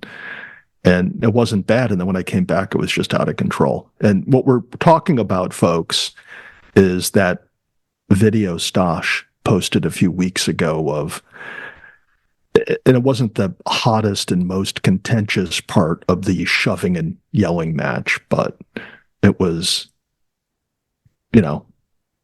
what was leading up to the really hot and heated moment in the Shut Road parking area. What was your route that day? Well, I went up to, what was it, North Mountain, right from the road. I bushwhacked up there. It was very cool. Mike Kudish would like it, and I'm sure he's done it a couple times probably. And then I took the trail back. I forget the name of the one trail up there that I had to knock off, but I knocked it off, went through Shut Road, took care of some of those lower ones down between the mountain house and elsewhere. And then I came back to my car and there was the big incident there. I find that, even with the amount of people, I find that area still fascinating. When you go from Scott Road to up to North Mountain, it's an absolute amazing trail because everybody wants to take the shorter route, go up to Mary's Glen and stuff like that. So what is truly fascinating, in my opinion, of that area is, number one, South Mountain. Yeah. Because it's all cobbles that are now cemented in a sedimentary rock. I don't know what Danny Davis would call it or Mr. Titus would call it, but it's really unusual, the magnitude of it. that you find in the Catskills. And when you read Titus's writings, it's because it's an old riverbed, is what it is. And it's very cool. And it's very, for me, it's very unique and unusual to see that in the higher parts of the Catskills. But where this is, it's Titus explains why it is where it is. And so that's very cool. Then right behind it are all those pitch pines. Oh, yeah. Beautiful. Right, Right at Sunset Rock. Yeah. So what, that's so uncommon in the Catskills. And it's presumably because of the lack of soil depth right there on the edge of the escarpment, that you have the pitch pines growing there. So that's all very interesting and unique over there. And then the other thing, which my last time over there, which I found, is just so many leftover foundations and stone structures from when it was a resort. Yeah. Right to when I found these ponds with huge cisterns that presumably were the water source for the mountain house. Wow. Really cool. I'm telling you, it was, maybe 30, 40 feet across, 30, 40 feet deep, tree growing in the center of it like it was a planter.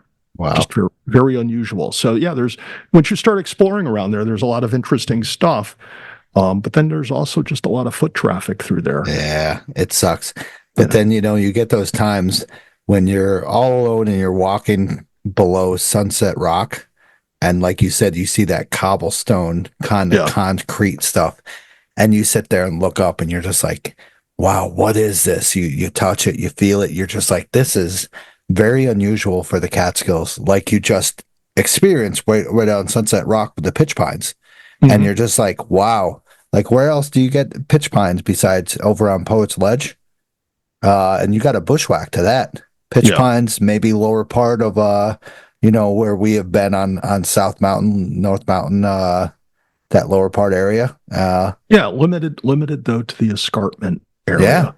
And it's a phenomenal place. But once again, on the weekends, you're not going to get that solitude and that peace and enjoyment that you're going to get, during a Tuesday or Wednesday that, I get to hike. Yeah. That's why that area would be fun in the winter with the pair of cross-country skis or backcountry skis. Yeah, that would be fantastic. Just to cruise around, cover some miles, see what's there to be seen. So I will post that. Did you actually watch that time lapse? Time lapse? No, I didn't. Neither did I. I gotta admit, I'm very honest in this podcast. I have not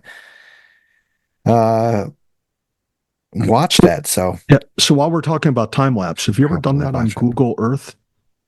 What do you mean? Google Earth has a time lapse feature. Well, I mean, I remember looking on Google Earth. The funny thing is on that Sunset Rock or that area, it showed a deep hole that everybody was questioning that was a black abyss. Do you remember that? I don't remember what people were questioning, sure. but go ahead. Sorry. On Google Earth, they have a time lapse feature where it's like, I think it goes back 40 years, maybe longer in some places. That would be fun. That's pretty interesting. You can check out around your house or, anywhere there's Google Earth. You can go there and see how it's developed over the past half century or even longer. Wow. Amazing. We'll have to see the craziness of the Catskills within the last 40 years. So we're on the area, so we might as well mention the town of Hunter has established parking restrictions on Route 23A and Platte Clove Road. Additionally, parking is prohibited all vehicle pull-offs on 23A and Catskill Clove from May and October. Parking only at designated DEC parking lots, and come prepared with backup options and to move on if the area's parking is full. Any illegal parked vehicle will be ticketed and towed to the Town of Hunter Town Hall Impot Lounge, which is 5742 near 23A in Tannersville. We always drive by that if you go downtown to the to Tannersville area. DEC recommends that visitors access Catskill Falls by parking at the Laura House Road or Scott Road or the South Lake parking areas. If you get there past 9 o'clock, don't expect to park at the Laura House Road or Scott Road. They will all be full. So go to the South Park. You got to pay $10, which is okay. Visit DEZ website for directions and the use of the parking areas. So, Tad, you kind of got a tip for this area, don't you? Yeah, in the summer, I think it's from Memorial Day to Labor Day, $5. You get to ride the trolley, and it travels that entire corridor where all those parking restrictions are. So you you can park someplace in Tannersville or down in Palinville and take the trolley to where you're going to start the hike, or finish at a trolley stop and get a ride back to your car. So it makes the area more accessible, more user friendly, and minimizes the impact on the environment. A lot of good things there.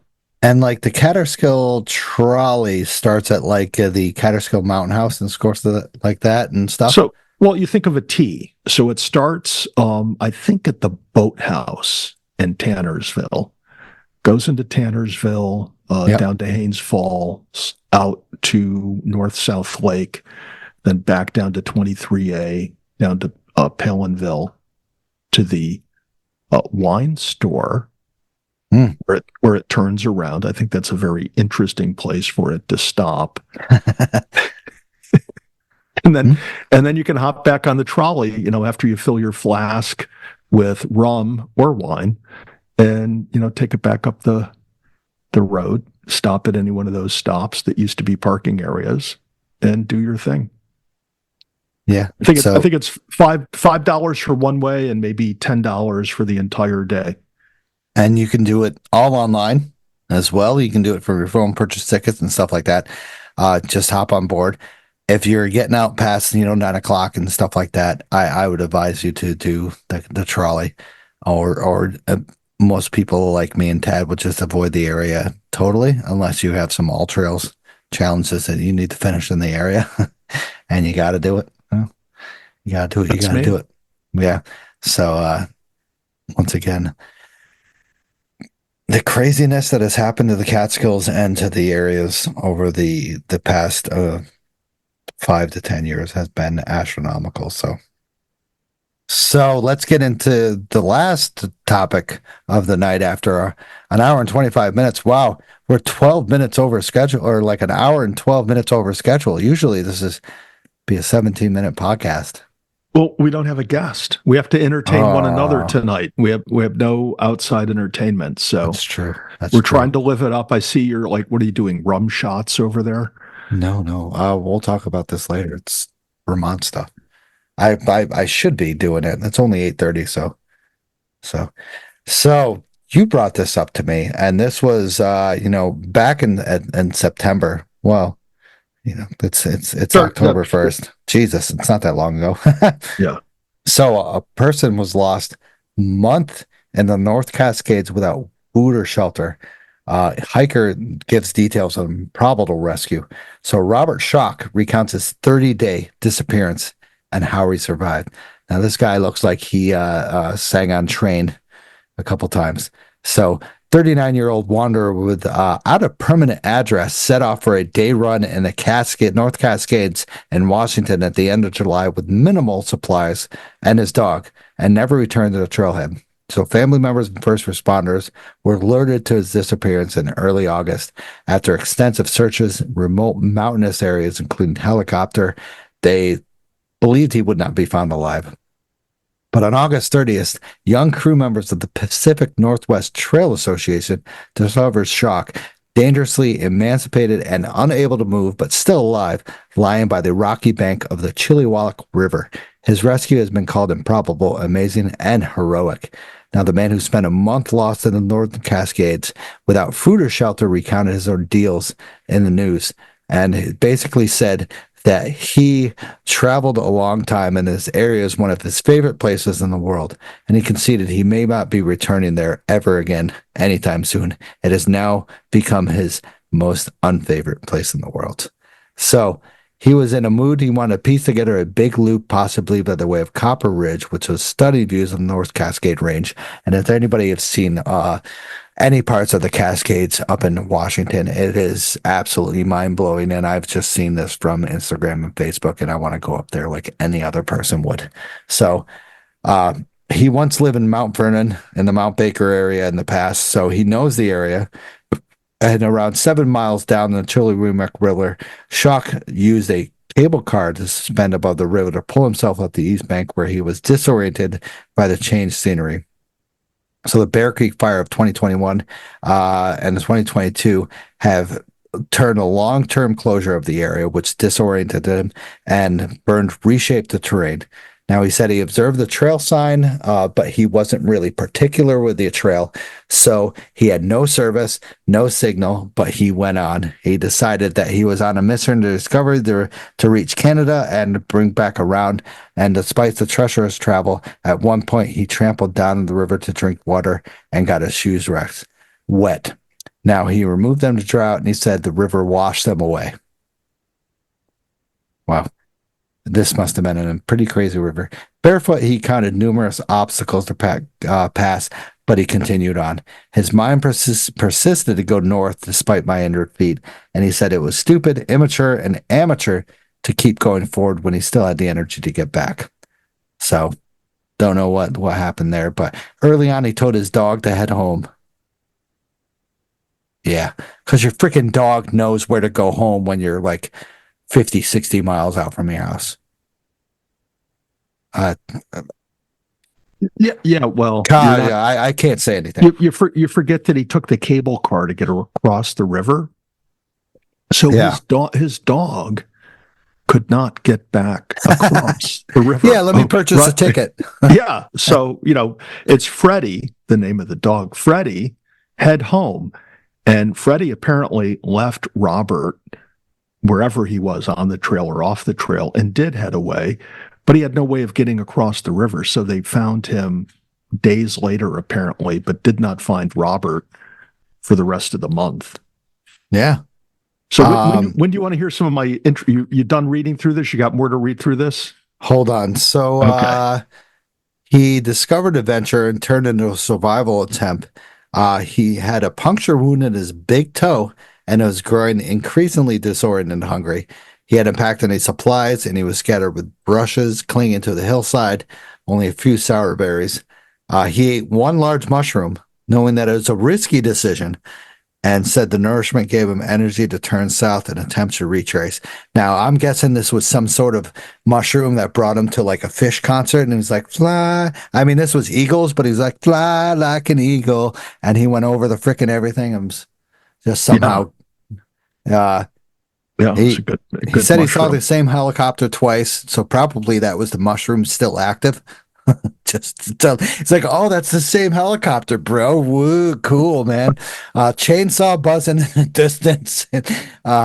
He thought he was in the North Cascades, but he also thought he was in North Carolina at the same time. Search went on again for over 30 days. Storm rolled in, drenched the area with ice, a maze. He was coherent with the experience. He said until the final hours of his ordeal, by that time he thought he had lost control of his bowels, and he shucked off his last remaining piece of clothing. So he grew even colder than before and believed he would die. So he was finally found by the Pacific Northwest Trail Association, a nonprofit program that helps maintain and manage Pacific Northwest Scenic Trail, and they were returning to camp after a strenuous 10-after day of hauling material, reestablished trailing handheld tools. So they found him, and amazingly, they got him out, and a huge rescue was pursued from that. He had no strength left, but they were able to connect, or it would have been over for him. So he also said that the one cool thing that he said, to perceive the crew as a pack of wolves creeping down from the river rocks toward him. So now this mushroom is probably still kicking in, and it's still going strong. So this one must have been one hell of a mushroom. I don't know. I was in the 70s and 80s at that time before I could take mushrooms. So Tad, you might have a little experience in this mushroom times. Well, what I will say, first of all, let's just kudos to the trail crew workers who apparently were trained in wilderness first aid. So that came in handy. At the time he was found and rescued, Robert had lost 50 pounds. Jesus. Okay, so now what Stosh isn't reporting, which we remember from last week, those of you who are faithful listeners, that Robert's car was first discovered with its windows down, Yep. and his wallet on the dash. And Stosh and I last week, we couldn't figure that out. I had wondered after we recorded last week, maybe that Robert had set out just to do a quick walk with his dog, and his dog got away and he chased after him.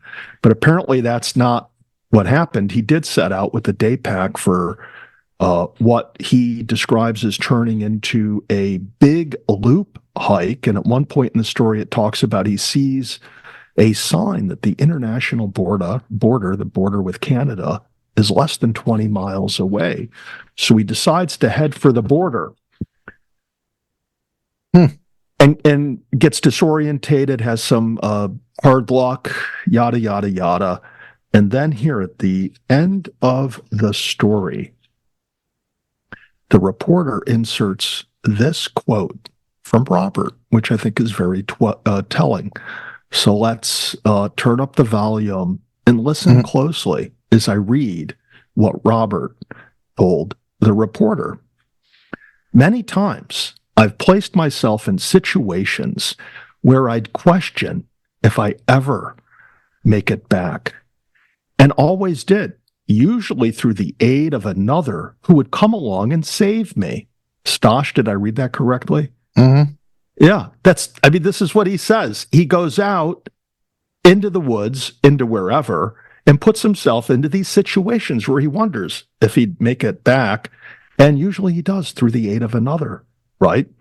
He goes on to say, I had a cocky attitude about it. This time was different. I knew, based on where I was, that the likelihood of help was almost zero. I was ready to die out there. Isn't that crazy? Apparently this guy, I don't know much, or I really don't know anything about his psychological makeup, but here he is, kind of a nomadic person with no home address, admitting that he does this many times, putting himself in situations where he wonders if he would make it back, and does so with the help of others. Yeah. And Crazy. his mother said that he's always been a carefree kind and necessarily does not think about the consequences that he does. And hence he popped the entire mushroom. Yeah, right? It wasn't like a one bite. It was like several bites. Yeah. So that's not surprising that he downed the mushroom, because this guy's adverse to risk. He's from Ohio. That's fucking beyond my. Yeah. There you go. Yeah. So after I read this story a couple times, the following came to mind: that our friend Robert and his dog Freddie, who seemingly get by on life on very low economic resources, he's probably sitting on one hell of a story that's going to make him millions on Netflix, maybe be part of like a weekly series on Netflix or something like this, his adventures, going to this place and that place, whether it be for a week, 2 weeks, or a month, getting rescued. People are going to turn in to see what's going on. Kind of like, what was that? The Truman Show. Remember? Yeah, right. That's what's going to happen to this guy. So yeah. He's just going to is he going to keep doing this shit all the time? Well, apparently so. That's what he reports, that he does this. As you said, you read what his mother said, but he says many times I placed myself in situations where I'd question if I ever would make it back, and always did, usually through the aid of another. Wow. Right? So here he is. He's telling these people, oh, I'm never going back here. What do you mean, buddy? It sounds like you do this all the time. This is your thrill. Yeah. Right? It's just really messed up. It's crazy. Yeah. Putting, once again, people like this is where we have up in New Hampshire the negligence kind of time, the hike safe card and stuff like that, where they charge you for shit.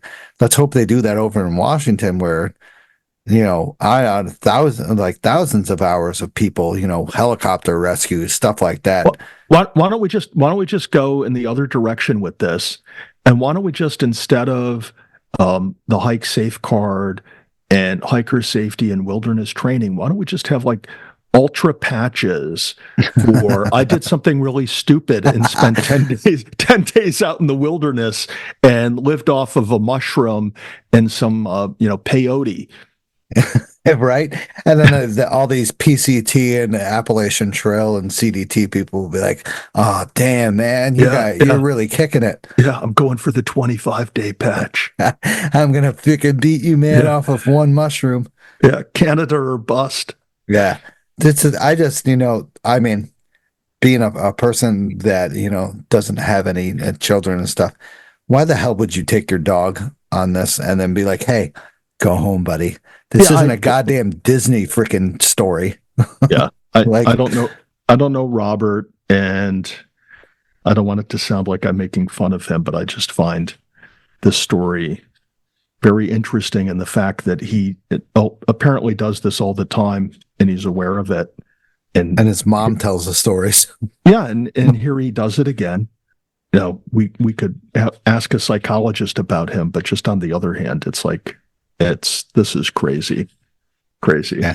And I gotta admit, there's a picture of him, like with the people attending him on one of the rivers. Yeah, so in that photo, you think he's the guy without the shirt on? Absolutely. The other guy's looks like a trail runner that's done the trail 17 times. Yeah, I think the guy without the shirt gave him the shirt to wear. I think Robert's the guy with the green hat and his back to the photos, because it looks like he's got something over his legs there. Oh yeah, you're right. Yeah, the guy without a shirt, he's thin, but it doesn't look like he's lost 50 pounds. I don't know. So, that guy looks like he's... Yeah. No, wow. and look closely, zoom in, you'll see the guy with the green hat right next to him. Yeah, it says it on there. Wow. No, there's a big bong right next to him. Oh yeah. That dude toked up before he went. Yeah, craziness. Wow. Okay, the Chilliwack River. All right, so wow, this is what shooting this shit happens if what goes on. An hour and 40 minutes in. So thank you to the monthly supporters: Darren White, Vicky Ferreira, Mike Sawatovsky, Jim C, Betsy A, Denise White, Vanessa, Joseph, Jim C, Michael.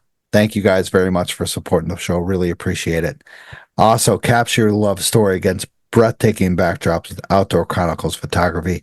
Molly specializes in adventure couple photography, and she'll immortalize your moments amidst stunning landscapes of the Catskills, Adirondacks, and White Mountains. She'll craft timeless images that reflect your unique bond in nature's grandeur.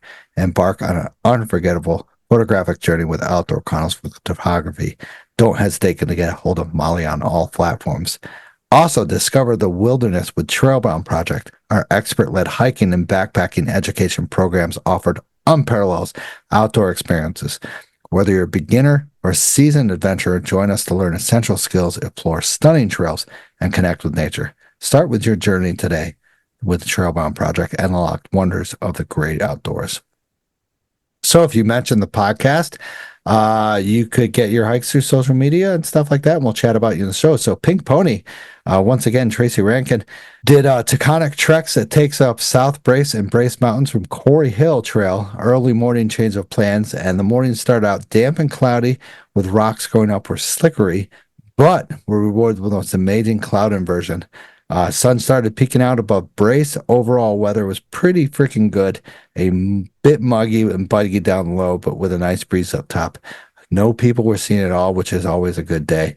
Bummed that they weren't given the paragliders up there, but she thinks they avoided her. But I don't know what that means. Tad, you're going to have to elaborate. Minimal wildlife. We saw a hell of a ton of red Fs and one big toad. Thankfully, no rattling serpents.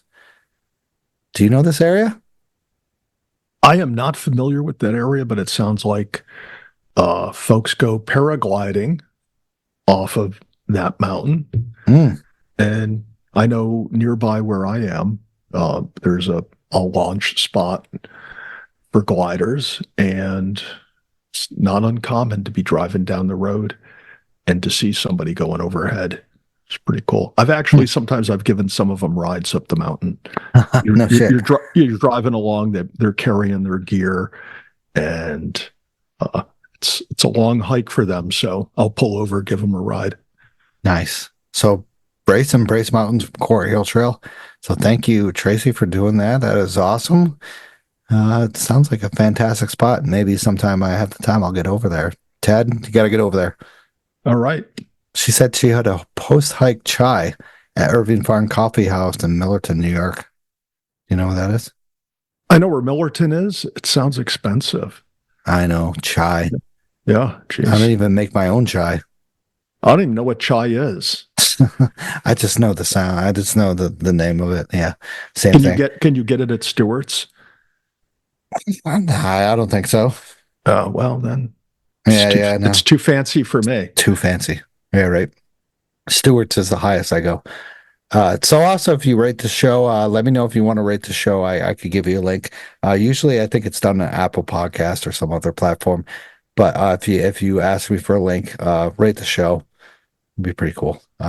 So Tad, what did you have to drink tonight, or did you already drink it? Well, I've been drinking a sparkling orange seltzer so far. And I was kind of waiting. I thought we were going to crack open a brewski early on, but you never gave the signal. So I've parked over to stage right, ready to crack and pour if we're at that time. It's Bell's Amber Ale. I guess you can do that. Oh. Damn. Do you want to do that? Go right ahead. Yeah. So tell us about. I'm sorry, it's so late. Damn. Yeah. Well, I was just joking when I said 90 minutes, I guess. So. Oh yeah, we're okay. What is 90 minutes? Like an hour and hour and 30. half. Oh shit. Yeah. This is why we don't, I don't know, don't do guests and then the conversation because it goes way too long. Jesus. Can you get it open? Yeah, I got it here. I had to call Robert and ask him, how he does it. Okay, it smells good. Good. I'll have to check it out. What is it again? It's a Amber Ale? Bell's Amber Ale. It's very nice. Where's it from? Do you know? Bell's is, I think, from Michigan. Comstock, nice. Michigan. Yeah, they're a pretty popular brewery.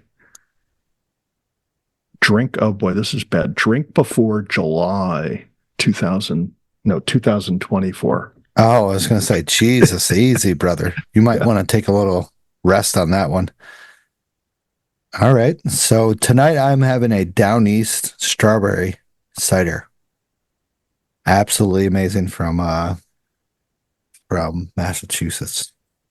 Love ciders. So once again, volunteer, 3500 Club, Catskill Trail Crew, Catskill Mountains Club, Visitor Center, Jolly Rovers Trail Crew, Bramley Mountain Fire Tower. If you need stickers, come to send me a message or go to Camp Catskill. So, Tad, previous hikes. Do you want to talk about something? Oh, yeah. So Stosh and I Stosh had let me know that he was available this Sunday to hike with me. And so we were trying to put together something relatively esoteric and adventuresome. And as our plans were kind of firming up, the next thing I know, I got an email from Mike Kudish looking for folks to accompany him on a bog excursion to go out and harvest a peat sample so we could analyze it under the microscope and send it out to get carbon dated to determine how long ago that peat formed at the base of this bog. So Stosh was totally on board with doing it, and we hooked up with Doc Kudish Sunday morning at 10 a.m. It's a good time, by the way. Let me sleep in. Yeah, out. I don't know if he wants us to give up the location, but we hooked up with Doc Kudish and two others who, did either of them even have a clue that there was a podcast about the Catskills? They had absolutely no clue that they were who we were. Yeah, we need to get like a billboard at Catskill Falls, like at the bottom of the second falls, and we need to do some advertising because more people should know. So at any rate, Dr. Kudish, who is 82 years old, and as we've pointed out before and many times, he's also been a guest on the show, is the leading authority on all things Catskills, basically, whether it's logging, forestry, railroads, tanning, industry, you name it. He has extensively researched it. And as I said, he goes out into these bogs, has to carry some equipment, and he needs people to help him. So we hooked up with them and did it. So Stosh, why don't you tell our listeners, the 2 or 3 that are still listening this late into the episode, what it was like hiking out from the road and into the woods and then the bog with Dr. Kudish. It was so much fun. The knowledge that pours out from this man is just absolutely phenomenal. It's you're walking and all of a sudden he'll notice some little plant going from the ground. He'd be like, "Is that a maple? Is that a maple? No. That's something." And I'm just like, "What the fuck?" I'm trying to look at my next step so I don't fall. But he's noticing everything. He'll kneel down, look at it, take an observation, walk on. He'll remember what he did 25 years ago, 35 years ago over in this area, that he'll talk about it, and then he'll go on to another topic and then come back and talk about it. It's just amazing that the knowledge that pours out of this man, that you are just blown away that he can observe all this and remember it. Like, he knows every freaking bog in the Catskills, its number, when he did that bog, when he carbon dated that bog, how old that bog is, and the dates and people that were with him at that time. Yeah. And he'll also know what logging company logged that area, where those logs were taken, who owned the lumber yard. He gets into things like the charcoal industry, which I never knew about in the Catskills, but he writes extensively on potash and charcoal making in the Catskills. Who knew they did such a thing? So hiking with him is a genuine treat. And I don't know, I haven't asked you this, so let me get your impression. But one of the things that really strikes me about Dr. Kudish, who, has published several books, lectures extensively on the Catskills, and is like the probably the most revered authority on all things Catskills. But isn't he just such a modest and humble guy? Humble as fuck. Yeah. I mean, he's just so... I don't know what to say. Yeah, he's just so laid back and cool. It's like hanging out with your grandfather. Yeah. That hikes. Yeah. Well, it's not only that he hikes. I mean, when he wanted to go across that bog, what did you think? I was just like, this is easy stuff for him. Like, this is nothing he's ever dealt with. And it's just so funny how he questioned everything that we did. How'd you get through there? I pushed through it, Mike, like there was nothing. And he's just like, well, I got to go around this. I can't lift my foot. And, fine, that's fine with me. We'll lead you around it. Or when there was a beaver dam, we thought it was a beaver dam or a muskrat dam. He was just like, how did you walk across that? And you're sitting on the other side, like, yeah, Mike, I'm over here, buddy. Yeah, well, but we have boots on, waterproof. Oh, God, that are up to our knees. One of the persons has like waders that are up to her thighs, her, hips. And Mike Kudish has got like these ankle high waterproof boots that he probably got out of the Sears Roebuck catalog in 1965, right? And here he is, 82 years old, and we at times were going through like this thick brush that he would give us the Latin name of, right? Going through this thick brush that was almost impenetrable to get through, not knowing what you were stepping on because you couldn't see it. Are you stepping on water, like a pile of some type of vegetation, into the muck?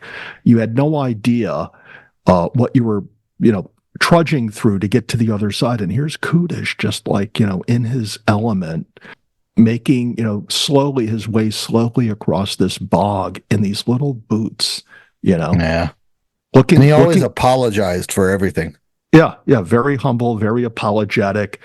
And, at the end of the day, he had a year ago or 2 years ago, he had taken a sample from this bog, and he was had it carbon dated, and as I recall, it only went back somewhere between 3,000 and 4,000 years, indicating that the vegetation that initially started growing after the glacier, the ice sheet melted and receded, and things started growing there, that growth started between 3,000 and 4,000 years ago. And he felt that the growth was established there further back or older than that. So we wanted to find a deeper sample. And I don't think we did, but I think he was gung ho at age 82 to make sure that after spending a few hours out there with him, that we got to use his, peat harvesting device. And he showed us, how to use it and the whole methodology and how he goes about taking those notes. And Stosh was the man who had the handle, and he and Dr. Kudish, were putting it into the ground and turning it and pulling it out, and Stosh almost hit him or knocked him over. That was great. Yeah, it was a lot of fun. He was observing me, and I was just like, listen, I'm going to be lifting this up. I don't want to hit you. Yeah. And he was just like, oh, I'm not worried. I was just Yeah. like, okay. And I'm like, but, boy, once again, he was always apologetic, saying the forecast, we had this wrong, of course, with our podcast. It was supposed to be an amazing weekend, but Sunday turned out to be a horrible day with just clouds lingering and mist and rain and stuff. But if you're going to spend the day in a wet bog, which would you rather have? Hot and steamy, or overcast, foggy, misty? I mean, that's bog weather. Yeah. Right? What would you rather have? I'm so glad we didn't go for a good hike. Yeah. Yeah. Hanging out with him was totally fun. I might be hooking up with him again really soon. I'm not sure if I can do it this next time with him, but I'd like to get out at least once more this year with him. Yeah.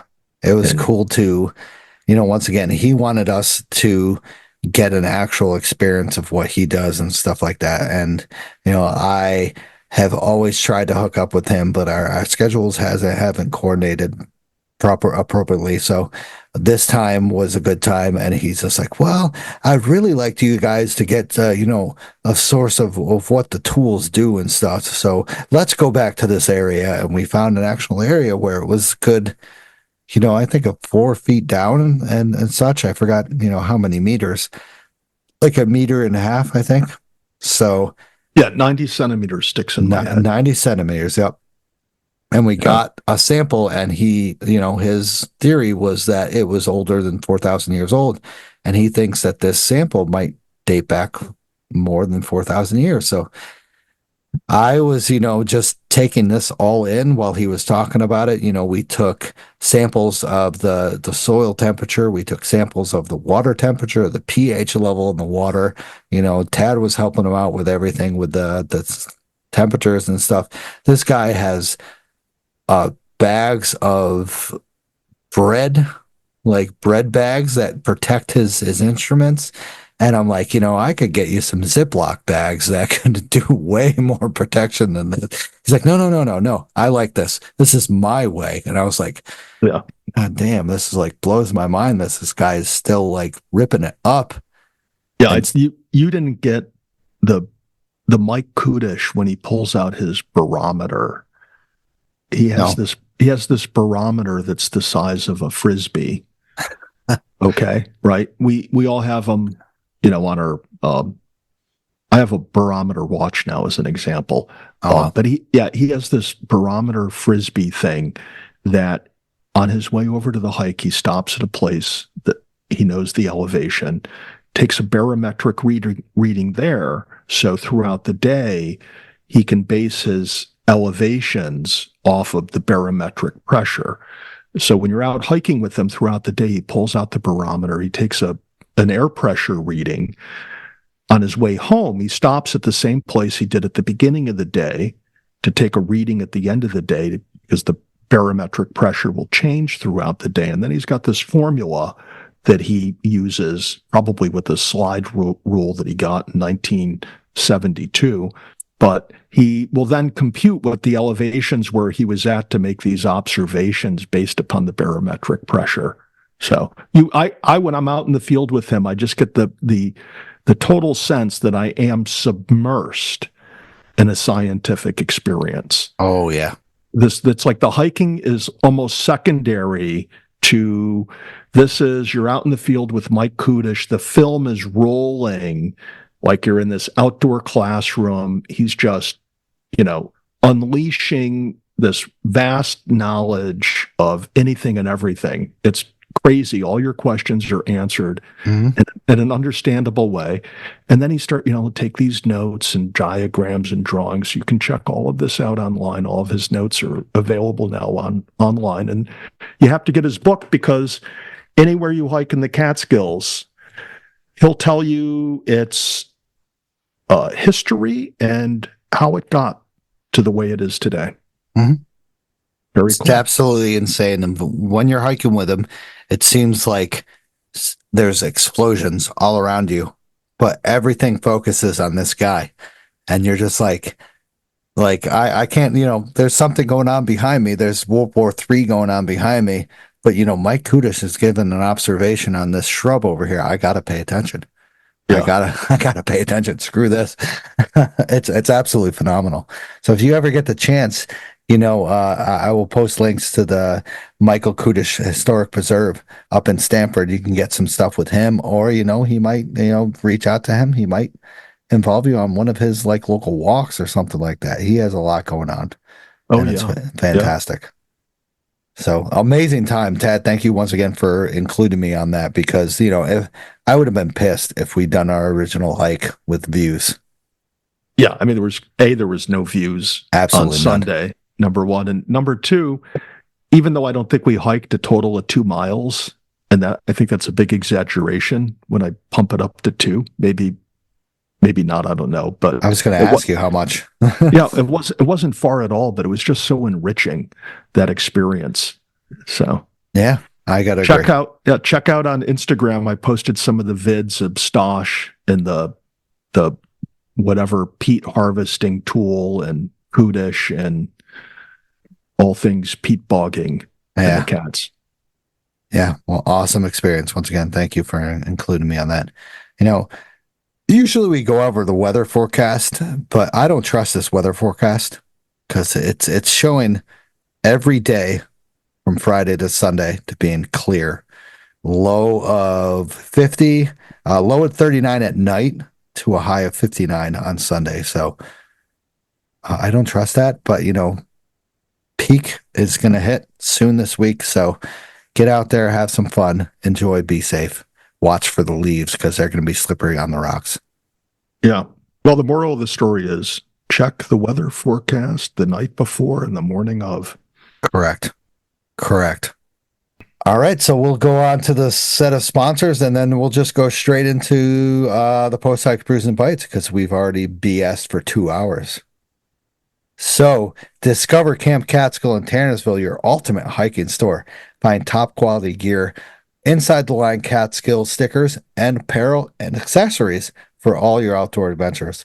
Our expert staff is to help every hiker from beginner to seasoned pros. We also carry a variety of unique souvenirs and gifts. Visit us online at campcatskill.co or in the store to start your next journey. Adventure starts at Camp Catskill. Also discover the beauty of the Catskill, Adirondacks, and Hudson Valley with scenic route guiding. Our expert guides to ensure a safe, unforgettable hiking experience tailored to your skill level. From breathtaking vistas to hidden gem, or if you're peak bagging to just simple day hikes, we'll lead you to the best spots and back. Book your adventure today and explore nature's wonders with scenic route guiding. Check them on all social media platforms. Also, if you mention the podcast, you can get 10% off. Use the code Mountain Lion.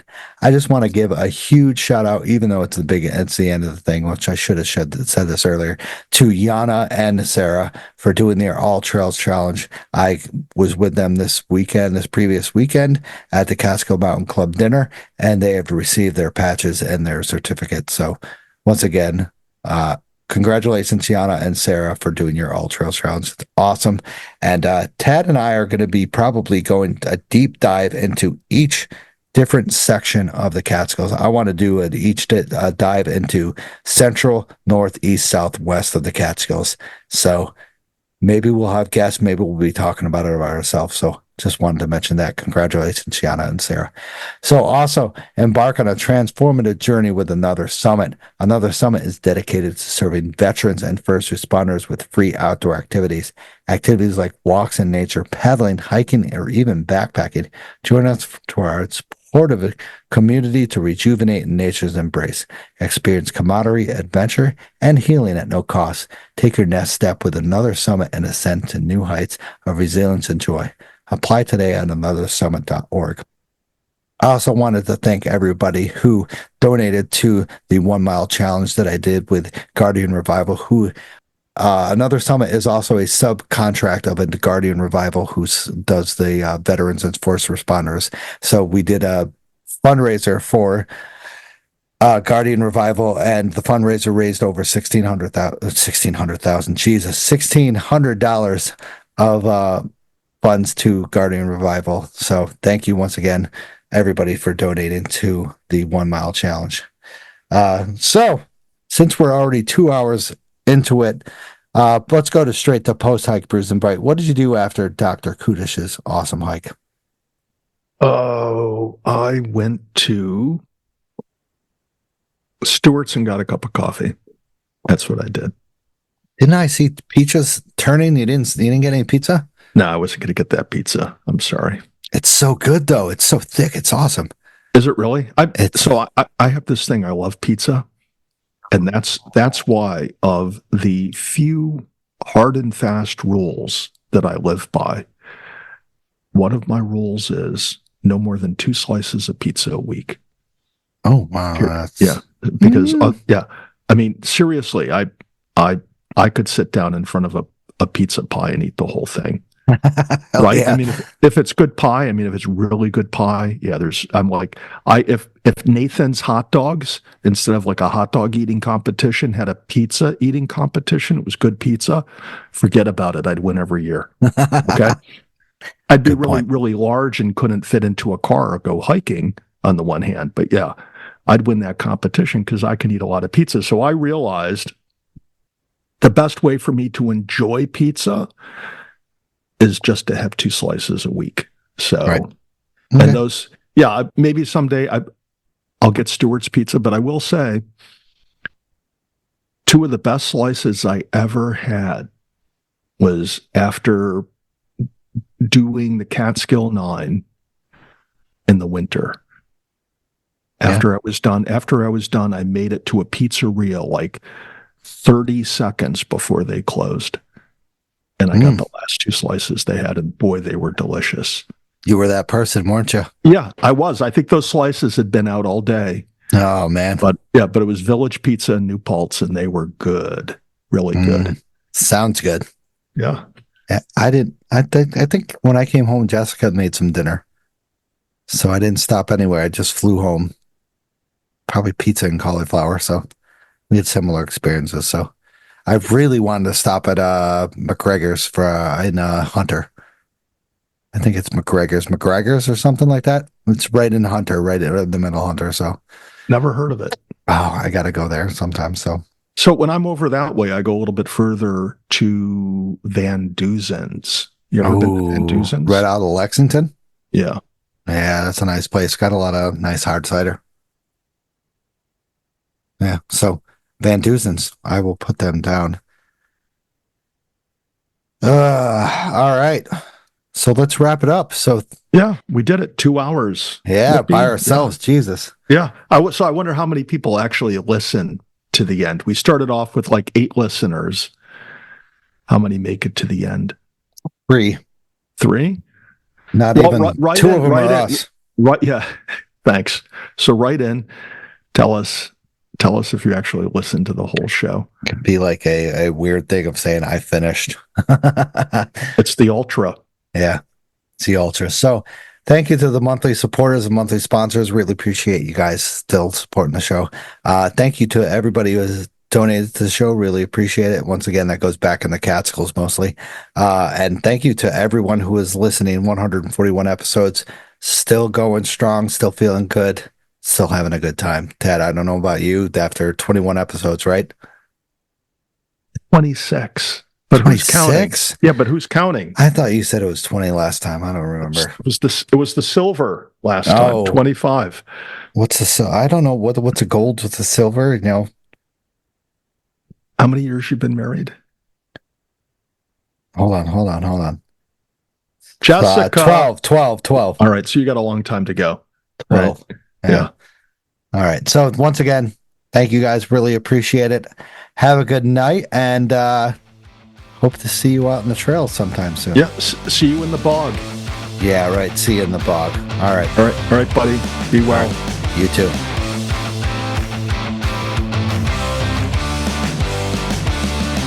Hey everyone, I just want to thank you for listening to the show.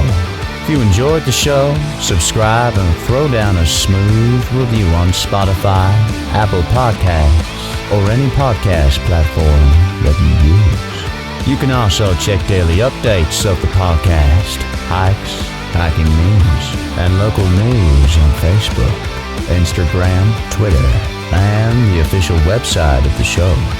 Remember this, you gotta just keep on living in the Catskills, man. Livin. Wicked.